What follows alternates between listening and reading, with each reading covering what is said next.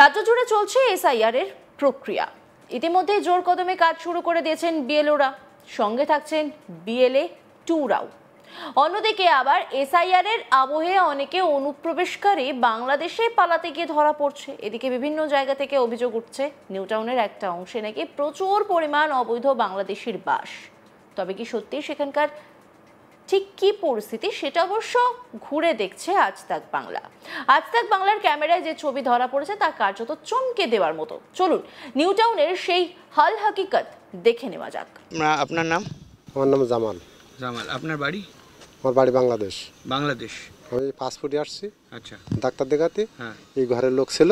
হ্যাঁ। তারা চলে গেছে দেশে। তা আমি দুদিনের জন্য এখানে রয়েছি। আচ্ছা আচ্ছা, আপনি দুদিনের জন্য এখানে? আবার কবে মানে ভিসা নিয়ে এসেছেন আপনি? হ্যাঁ, ভিসা নিয়ে এসেছি। ডাক্তার দেখাতে পারবেন? হ্যাঁ, আমি ভিসা দেখান। পারবো না। এই মুহূর্তে আমরা দেখতে পাচ্ছি যে অভিযোগ আসছিল, সেই অভিযোগ কিন্তু কিছুটা হলেও সত্যি। কারণ এই মুহূর্তে জামাল, তার সঙ্গে আমার পরিচয় হলো।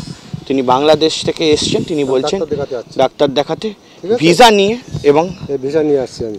ভারত সরকারের ভিসা, সেটা 2/12/2025 পর্যন্ত রয়েছে। হ্যাঁ, 3/6/25 থেকে 2/12/25 পর্যন্ত আপনার রয়েছে, মানে এ মাসে ট্রিটমেন্ট অ্যাট দিশান হসপিটাল। আচ্ছা, আপনি কি কোনো কাজও করেন এখানে? না না না, কাজ করি না। কাজ করেন না, শুধু ডাক্তার ট্রিটমেন্ট করাচ্ছেন এখানে আপনি? আমার এই যে হার্টের প্রবলেম ছিল, তাই। হার্টের প্রবলেম ছিল? আচ্ছা, আপনি একাই এসেছেন নাকি? হ্যাঁ, আমি একাই আসছি। আর পরিবারে আর কেউ রয়েছে? আমার কেউ নেই এখানে। আচ্ছা আচ্ছা, কেউ না। আচ্ছা, আর কি আপনাদের মানে কেউ আসে বাংলাদেশ থেকে এখানে ট্রিটমেন্ট করাতে? আমি জানি না। হ্যাঁ, আসে, অন্য অন্য জায়গায় থাকে, তারা চলে যায়। আচ্ছা, তো আপনারা কি এখানে এসে মানে কোথাও কি ভারতীয় নাগরিকত্ব চাইছেন নাকি? না, আমি ভারতীয় নাগরিকত্ব কি করবো? আমার পাসপোর্ট আছে, আমি পাসপোর্টে যাওয়া আসা করেছি। তো আমি ভারতের নাগরিকত্ব আমি কি করবো? আমি এক দেশের লোক আরেক দেশে আমি ওসব করতে যাবো কেন? আমি এখন তো নেই। কেউ বাংলাদেশে রয়েছে মোটামুটি কিছু আছে, কিছু চলে গেছে। মানে আতঙ্ক ভয় সবার মধ্যে একটা আছে। না, ভয়ের তো কিছু নেই যদি বাংলাদেশ থেকে এসেও থাকে। একটা দেখেন, মানুষ কর্ম পেটের দায় আসে, যে কোনো লোক আসে। একটা জিনিস বলি আপনাকে, একটু আগে বলতে চাইছিলাম দুবার, আপনি তো শুনলেন না কথাটা। আপনি কেঁদে ফেলছেন। কিন্তু শুনুন স্যার, আমার কষ্ট মানে সে কষ্টের সীমা নেই। পিছন দিয়ে তো আমাকে দানাও দিয়ে দিতে পারে কেউ। আমার সাপোর্ট কে করবে? আমার মা নেই, আমার বাবা নেই, আমরা দু ভাই। আমার এক ভাইকে দান করে দিয়েছে, আমার তো কোনো পরিচয় নেই। এবং এখানে আমরা অনেকে অভিযোগ করছেন যে এইখানে যারা বাংলাদেশি রয়েছেন তারা এসে থাকেন, সেটা কি অভিযোগটা কি সত্যি? দেখুন, এই তো মানে শুধু আমি কেন, সবাই জানে যে কি হয় না হয়। শুধু আমি বলে তো কিছু করতে পারবো না, আমার একার কথায় তো কিছু হবে না। সেটা আমি ওসব বলতে নারাজ, কেন আমি আমার মতন রয়েছে এইটুকুনি জানি। আমি এখানে 32 বছর আছি, এইটুকুনি জানি। আর কোনো আমি আর এর থেকে বেশি কিছু বলতে পারবো না। হ্যাঁ, আমাদের 32 বছর আমি এখানে কন্টিনিউ রয়েছি। অভিযোগটা যেটা আসছে সেটা সাময়িক হলেও সত্যি। অভিযোগ যখন সবাই যখন করছে, সত্যি হতেও পারে। দেখলেন কি পরিস্থিতি, শুনলেন তো সেখানকার মানুষজনের বক্তব্য। এবার সেখানকার পরিস্থিতি আরো বিস্তারিতভাবে জেনে নেওয়া যাক আজ তাক বাংলার প্রতিনিধি অনির্বাণ সিংহ রায়ের থেকে। আমরা কথা বলবো অনির্বাণের সঙ্গে। অনির্বাণ, এই যে জায়গাগুলোতে তুমি গেলে, তুমি কথা বললে, আমরা একজনের কথা শুনলাম, তিনি বলছেন হ্যাঁ আমি বাংলাদেশি। আবার আরো একজন বলছে এখানে কি হয় না হয় সেটা তো সবাই জানে। কি চলছে বলো তো সেখানে? তুমি একদম গ্রাউন্ড জিরোতে গিয়ে কি দেখলে? দেখো, চিত্রটা কিন্তু খুব একটা এমন নয় যে পরিষ্কার হয়নি। চোখের সামনে একেবারে পরিষ্কার ভাবে আমরা দেখলাম। এবং তুমি একটা জিনিস দেখেছো নিশ্চয়ই, যে যখন আমরা কথা বলেছিলাম সেই সময় বোঝা যাচ্ছিল না, কিন্তু সেই সময় কিন্তু 4-5 জন আমাদের পেছনে সব সময় ছিল সেখানকার স্থানীয়। এবং সেই স্থানীয় তারাও কি বাংলাদেশি নাকি ভারতীয়, পশ্চিমবঙ্গের অর্থাৎ শহর কলকাতার লোক, সেটাও কিন্তু স্পষ্ট হয়নি খুব একটা। কিন্তু বলে রাখা ভালো যে প্রথমে যার সঙ্গে আমরা এই যে বাইট আমরা দেখালাম, সেই বাইটে স্পষ্ট তিনি বলছেন যে তার নাম জামাল। এবং একটা খুব অদ্ভুত বিষয় লাগলো যে যিনি চিকিৎসা করাতে এসছেন, তিনি চিকিৎসা করাতে এসে দিশান হাসপাতালে তিনি চিকিৎসা করাতে এসছেন, এমনটা তার দাবি। এবং তিনি বললেন যে সেই বেসরকারি হাসপাতাল কিন্তু শহর কলকাতার একেবারে বলা যায় যে দক্ষিণে।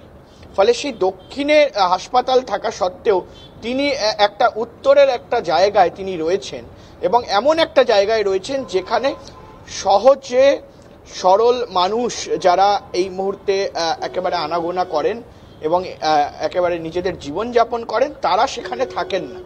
ফলে সেই একটা বাংলাদেশ থেকে এসে তিনি সেখানে আছেন এবং তার পাশাপাশি তিনি হাসপাতালে চিকিৎসা করাতে এসছেন তার এক্সটেন্ডেড ভিসা নিয়ে, সেই বিষয়টা কিন্তু বেশ সন্দেহজনক। এবং শুধু তাই নয়, আরও একটি বিষয় সন্দেহজনক লেগেছে, সেটা হলো যে নথি তিনি দেখাচ্ছেন সেই নথিটা তার মোবাইলে রয়েছে, তার নাম শুধুমাত্র জামাল, তার সেই মোবাইলের নথিতে তার কোনো সারনেম লেখা নেই। এবং সেই নথি তিনি অরিজিনাল যখন আমরা দেখাতে বলি ক্যামেরার পেছনে, তখন কিন্তু তিনি দেখাতে পারেননি, তিনি দেখাতে চাননি। এবং তিনি বলেন, আমরা কিন্তু তার আগেও শুনতে পাই যে ঘরের ভেতরে আরও 1-2জন ব্যক্তি ছিল, কিন্তু তিনি বলেন যে তিনি একা রয়েছেন। ফলে হঠাৎ করে তিনি সেখানে গিয়ে কেন উঠলেন, এই হাসপাতালে তিনি চিকিৎসা করাতে এসছেন, তার কাছে নথি নেই কেন, এই প্রশ্নগুলো কিন্তু এই মুহূর্তে তোলার সময় চলে এসছে। অর্থাৎ এই প্রশ্নটা তুলে দেওয়া যায় যে কি কারণে এটা তারা ওখানে রয়েছেন এবং তিনি ওখানে রয়েছেন, এই প্রশ্নটা প্রথমত তুলে দেওয়া যায়। দ্বিতীয়ত কি, আরো একটি বাইট আমরা শুনলাম যেখানে একজন বলছে যে সবাই অনেক ভয়ের মধ্যে রয়েছে, পেটের টানে এখানে আসে। অর্থাৎ তিনি স্বীকার করছেন যে বাংলাদেশ থেকে এখানে শহর কলকাতার নিউ টাউনে এসে পেটের টানে আসেন, সেখানে কাজবাজ করেন এবং কাজবাজ করে তারা নিজেদের যে একেবারে আয়, সেই আয় সেখান থেকেই তার ঘর সংসার চালানোর জন্য টাকা জোগাড় করে। ফলে সেটা আমরা শুনলাম। এবং আরো একটি শেষ যে বাইকটা, সেই বাইকটাতে আমরা আরো একজন ব্যক্তির সঙ্গে কথা বলেছিলাম, তার যে বাড়ি, পাকা বাড়ি, সেই বাড়িটা কিন্তু সেই বস্তির পাশেই এবং একেবারে বস্তির সংলগ্ন এলাকা, একে অপরের সঙ্গে জুড়ে রয়েছে। কিন্তু তিনি বললেন যে তার নাম বিশ্বজিৎ সিংহ, তারা এখানে বহুদিন ধরে, আজ থেকে 17 বছর ধরে তারা সেখানেই বসবাস করে। 30 বছর বললেন না, ঝুপড়ি বাড়ি নয়, সেটা কিন্তু একেবারে পাকা, একেবারে হ্যাঁ হ্যাঁ হ্যাঁ। তো ফলে সে জায়গায় সেটা ঝোপড়ি বাড়ি নয়, সেটা 30 বছরের ওপরে পাকা বাড়ি, একেবারে দেয়াল তোলা বাড়ি। ফলে তারা কিন্তু অভিযোগ করছেন যে এখানে এই ধরনের ঘটনা যে হয় এবং বাইরে থেকে লোক যে আসে, সেটা কিন্তু নতুন কিছু নয়, সবাই জানে। এই মুহূর্তে রাজ্য জুড়ে এসআইআর এর প্রক্রিয়া শুরু হয়ে গিয়েছে, রাজনৈতিক তরজা শুরু হয়েছে। রাজনৈতিক অলিন্দে কান পাতলে বিভিন্ন সময় বিভিন্ন ইস্যুই কানে আসছে। জোর কদমে বিএলওরা কাজ শুরু করে দিয়েছেন, সঙ্গে বিএলএরাও থাকছেন। অন্যদিকে আবার এসআইআর এর আবহে অনেকে রয়েছেন, অনেক অনুপ্রবেশকারী বাংলাদেশে পালানোরও চেষ্টা করছেন, আর তাতে ধরাও পড়ছেন অনেকে। আবার এই সমস্ত কিছুর মাঝখানে আরও একটা ছবি দেখা যাচ্ছে, সংখ্যালঘুরা তারা সামাজিক বিয়ের পর এবার সরকারিভাবে মানে রেজিস্ট্রি ম্যারেজের দিকেও তারা ঝুঁকছেন। বিভিন্ন জায়গা থেকে বিভিন্ন অভিযোগ আসছে, নিউ টাউনের একটা বড় অংশ নাকি প্রচুর পরিমাণ অবৈধ বাংলাদেশের বাস। তবে সেখানকার কি পরিস্থিতি, কারণ কান পাতলে শোনা যাচ্ছে যে সেখান থেকে এই মুহূর্তে অনেকেই পালিয়ে গেছেন, চলে গেছেন, অনেকেরই খবর পাওয়া যাচ্ছে না। সেখান কি পরিস্থিতি সেটি তুলে ধরলাম আপনাদের সামনে। অন্যান্য খবরের আপডেটের জন্য অবশ্যই নজর রাখুন আজ তাক বাংলার ইউটিউব স্ট্রিমিংয়ে। লাইক, কমেন্ট, শেয়ার এবং সাবস্ক্রাইব করতে ভুলবেন না।